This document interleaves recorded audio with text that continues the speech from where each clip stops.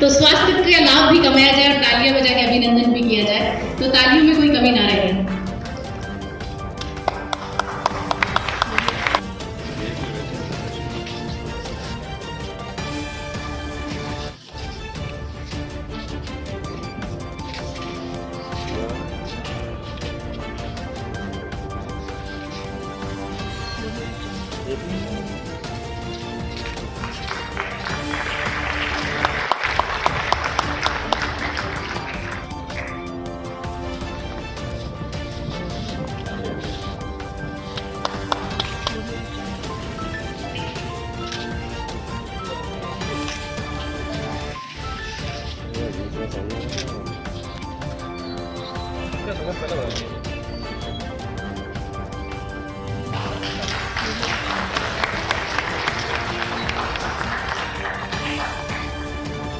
हाँ जी भैया।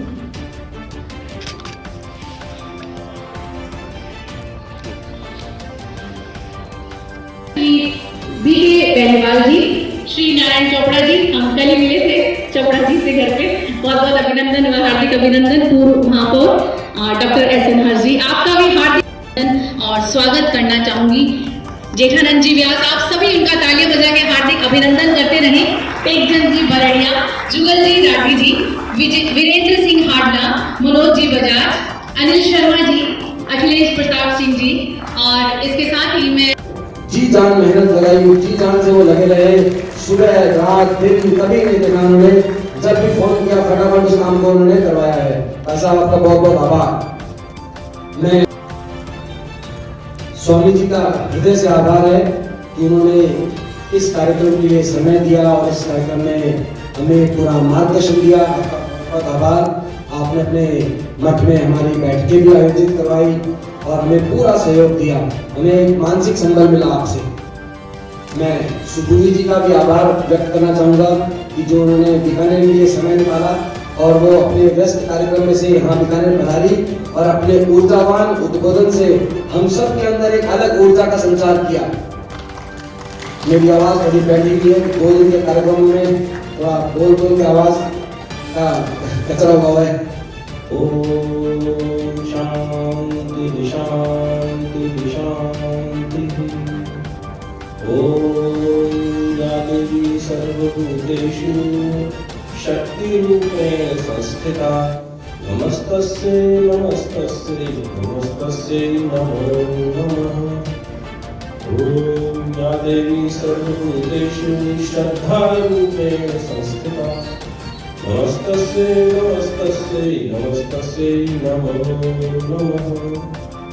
ओम गुरुर्ब्रह्मा गुरुर्विष्णु गुरुर्देवो महेश्वर गुरु साक्षात् परब्रह्म तस्मै श्री गुरुवे नमः। ओम तत्सत् परब्रह्मणे नमः।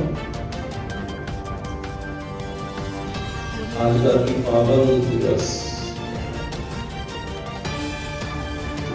राजस्थान की, भारत की, विश्व की और अखिल ब्रह्मांड की चेतना तक ले जाने वाले उस महामानव, उस चिरयुवा को हम याद करने की उपस्थिति में किसका आभार व्यक्त करें। संस्कृति मंत्रालय का, विवेकानंद केंद्र का, रविंद्र रंगमंच का, जीवन की एक रंगमंच है। कुछ पलों के लिए आप कल्पना करें कि आप स्वयं विवेकानंद हैं। गर्व से कहो कि हम युवा हैं, गर्व से कहो कि हम नारी हैं, गर्व से कहो हम सज्जन हैं, गर्व से कहो। उस गर्व से भारत को जीने का अभ्यास विवेकानंद के होते हुए कम कैसे होता जा रहा है। ये उत्सव, ये अवसर हम सब के अंदर छुपे हुए उस विवेकानंद को जगाने का है जिसको कभी काल ने जगाया था। संतान नहीं हो रही थी। कौन संतान पैदा करता है? जिस दिन इसका पूरा बोध हो जाएगा तो हर घर से विवेकानंद बनने की, निकलने की संभावनाएं बहुत बढ़ जाएंगी।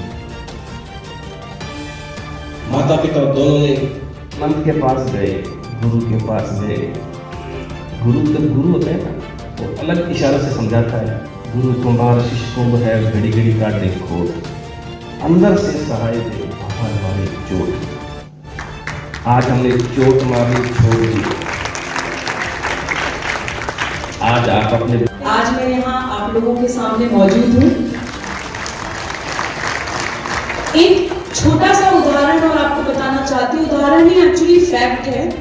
स्वामी विवेकानंद जी का मेरे जीवन में यह राष्ट्र जागरण अभियान जिस पर मैं काम कर रही हूँ और भारत प्रवास पर रहती हूँ, उसमें एक्चुअली जब ये बीकानेर में इनविटेशन आया मेरे पास, तब मुझे रियलाइजेशन हुआ कि स्वामी विवेकानंद जी का मेरे अभियान में कुछ रोल है।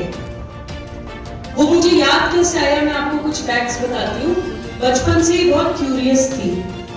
जैसे अर्जुन श्री कृष्ण से सवाल करते हैं, मैं अपने पिताजी से बहुत सवाल किया करती थी, बहुत सवाल जो कभी खत्म नहीं होते। और मेरे अब्बा ने कभी मेरे सवालों को दबाया नहीं। मेरे हर सवाल का जवाब देने की उन्होंने कोशिश करी। जिस सवाल का जवाब नहीं दे पाए, उन्होंने कहा ढूंढो। तो इस तरह से मैं एक सीकर बनी। एक शोध करना है, जवाब चाहिए, ढूंढना है, सच क्या है, सही क्या है, गलत क्या है, कोई अगर ऐसे कह रहा है तो क्यों कह रहा है। किसी भी चीज को फेस वैल्यू पे मैंने कभी नहीं माना, आज भी नहीं मानती हूँ। तो मेरी वो यात्रा मुझे अलग अलग जगहों पर लेकर गई। जैसे स्वामी जी ने बड़ी अच्छी एक बात कही कि विवेकानंद कोई रातों रात नहीं बन जाते हैं, उससे मैं बहुत रिलेट कर रही थी, बहुत ज्यादा। क्योंकि जीवन में कुछ परिस्थितियां, कुछ व्यक्ति, कुछ आपका प्रारब्ध होता है, कुछ आपके कर्म होते हैं, बहुत सारी चीजें तय करती हैं कि आप लाइफ पे क्या बनेंगे। तो स्वामी विवेकानंद का राष्ट्र जागरण अभियान और मैं जो आपके सामने जो हूँ आज हूँ, उसमें क्या कहीं ना कहीं रोल रहा है, वह सब जानते हैं।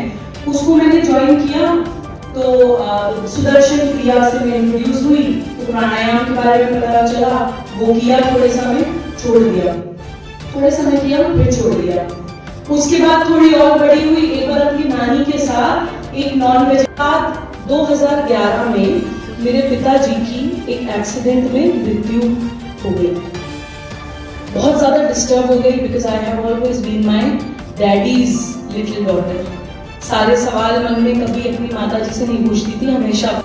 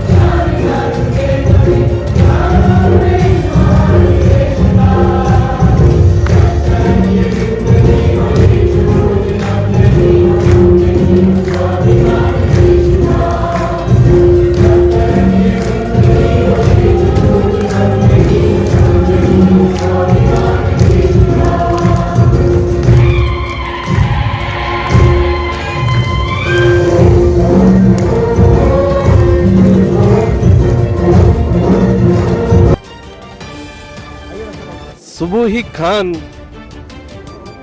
से कब सुबुही खान सनातन हो गए, इसके बारे में आइए बहन जी से बात करते हैं।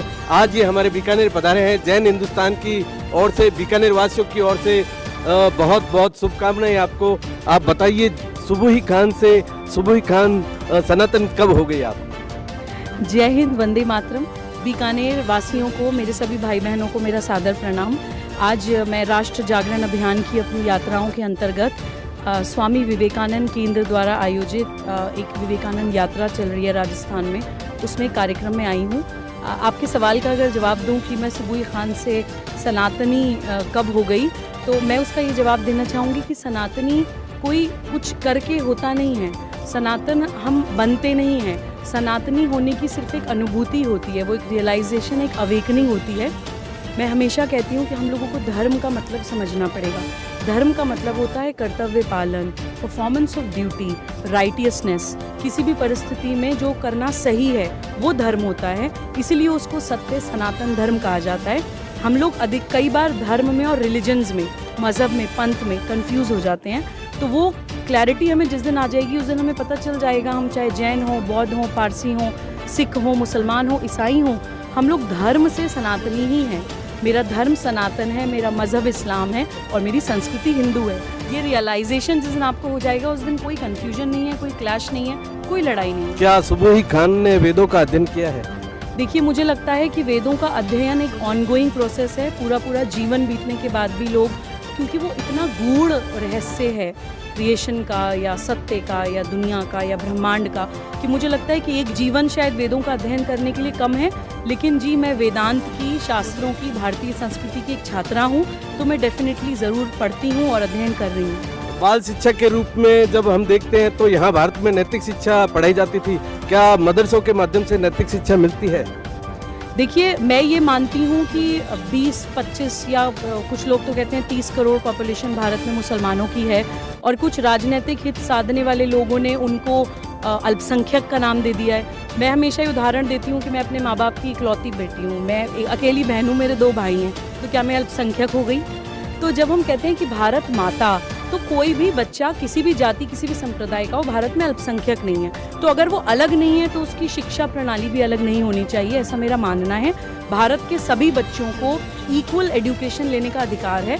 तो मुझे लगता है कि क्या सुबुही खान समान नागरिकता कानून का जो है और अध्ययन कर रही हूँ। बाल शिक्षा के रूप में जब हम देखते हैं तो यहाँ भारत में नैतिक शिक्षा पढ़ाई जाती थी। क्या मदरसों के माध्यम से नैतिक शिक्षा मिलती है? देखिए, मैं ये मानती हूँ कि 20-25 या कुछ लोग तो कहते हैं 30 करोड़ पॉपुलेशन भारत में मुसलमानों की है, और कुछ राजनीतिक हित साधने वाले लोगों ने उनको अल्पसंख्यक का नाम दे दिया है। मैं हमेशा ये उदाहरण देती हूँ कि मैं अपने माँ बाप की इकलौती बेटी हूँ, मैं एक अकेली बहन हूँ, मेरे 2 भाई हैं, तो क्या मैं अल्पसंख्यक हो गई? तो जब हम कहते हैं कि भारत माता, तो कोई भी बच्चा किसी भी जाति, किसी भी संप्रदाय का हो, भारत में अल्पसंख्यक नहीं है। तो अगर वो अलग नहीं है तो उसकी शिक्षा प्रणाली भी अलग नहीं होनी चाहिए, ऐसा मेरा मानना है। भारत के सभी बच्चों को इक्वल एजुकेशन लेने का अधिकार है। तो मुझे लगता है कि क्या सुबुही खान समान नागरिकता कानून का जो है विरोध नहीं करके उसके पक्ष में बोलना चाहती है? विरोध, यूनिफॉर्म सिविल कोड के लिए मैं तन मन धन अपना सर्वस्व न्यौछावर करके लड़ाई लड़ रही हूँ, क्योंकि यूनिफॉर्म सिविल कोड में महिलाओं के और बच्चों से जुड़े मुद्दे कवर होंगे। मैंने समान शिक्षा की बात करी। यूनिफॉर्म सिविल कोड जो है वो शादी, ब्याह, तलाक, कस्टडी, गार्जियनशिप, इनहेरिटेंस, इन सारे मसलों को कवर करता है। और अलग अलग रिलीजन्स की अलग अलग कानून, पर्सनल लॉज होने के कारण कई जगह महिलाओं और बच्चों के साथ ये पर्सनल लॉज के नाम पे अपराध होते हैं, क्राइम्स होते हैं। तो यूनिफॉर्म सिविल कोड महिलाओं और बच्चों के लिए बहुत ज़रूरी है। और मैं ये भी चाहती हूँ कि भारत का बच्चा किसी भी जाति का, किसी भी संप्रदाय का हो, उसको इक्वल एजुकेशन, एक समान शिक्षा प्राप्त करने का पूरा अधिकार है। सुबुही खान सुप्रीम कोर्ट के एडवोकेट भी है, और सुबुही खान से यह जानना चाहते हैं क्या भारत के सुप्रीम कोर्ट में जो लॉ है उसमें कुछ चेंजिंग होने चाहिए? देखिए, सुप्रीम कोर्ट में लॉ नहीं है। सुप्रीम कोर्ट जो कानून होते हैं हमारे, उनको एग्जीक्यूट, धरातल पे वो मानी जाएं चीज़ें, उनका ध्यान रखता है।